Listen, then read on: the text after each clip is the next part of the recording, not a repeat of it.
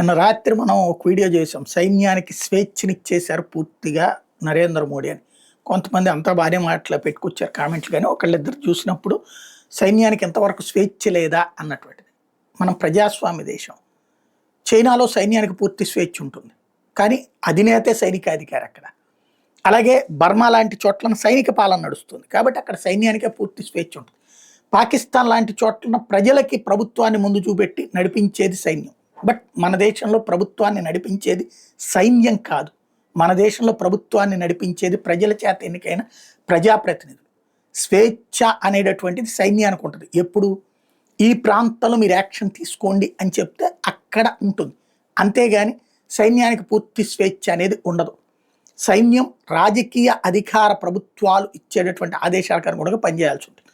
ఇప్పుడు మరి ఇచ్చినటువంటి పూర్తి స్వేచ్ఛ ఏంటి? పాకిస్తాన్లో ఎవరిని కొట్టాలి, ఏం కొట్టాలి, ఏది పేల్చాలి, ఎలా పేల్చాలి, ఏది నాశనం చెయ్యాలి, ఏది ధ్వంసం చెయ్యాలి, తీవ్రవాదానికి మూలం ఉన్నటువంటి దేన్నైనా నాశనం చేసేయండి.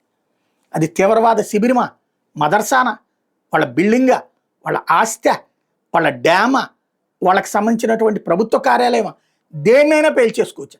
సైన్యం వాళ్ళకి ఇన్ఫర్మేషన్ ఉంటుంది. ఈ అజిత్ దోవల్తో అజిత్ దోవల్ కూడా అక్కడ అటెండ్ అయ్యారు కదా, ఆయన ఇంటెలిజెన్స్ ఇన్ఫర్మేషన్ ఇస్తారు. మొసాద్ వాళ్ళు ఇచ్చే ఇన్ఫర్మేషన్ ఉంటుంది, సిఐఏ వాళ్ళు ఇచ్చే ఇన్ఫర్మేషన్ ఉంటుంది. ఈ మూడు ఇన్ఫర్మేషన్స్ క్రోడీకరించి అజిత్ దోవల్ ఇదిగో ఇక్కడెక్కడ ఇట్లా ఉన్నారంట అంటారు. దాంట్లో మిస్సైల్తో కొట్టాలా, యుద్ధ విమానంతో కొట్టాలా, కమాండోలతో లేపాలా, ఇదంతా ఇక సైన్యం డెసిషన్.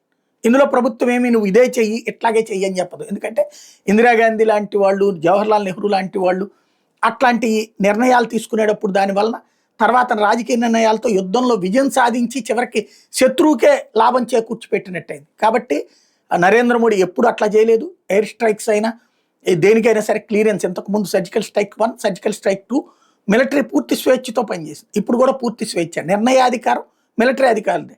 వాళ్ళకి పర్యవేక్షించేది సిడిఎస్, సహకరించేది అజిత్ దోవల్. అదే సందర్భంలో అప్పుడు అట్టించి ఫ్లేరప్ అయితే యుద్ధం, దాన్ని ఎదుర్కొనేది కూడా వీళ్ళే. పూర్తి స్వేచ్ఛనిచ్చినటువంటి సందర్భం ఏం జరుగుతుందో చూడాలి.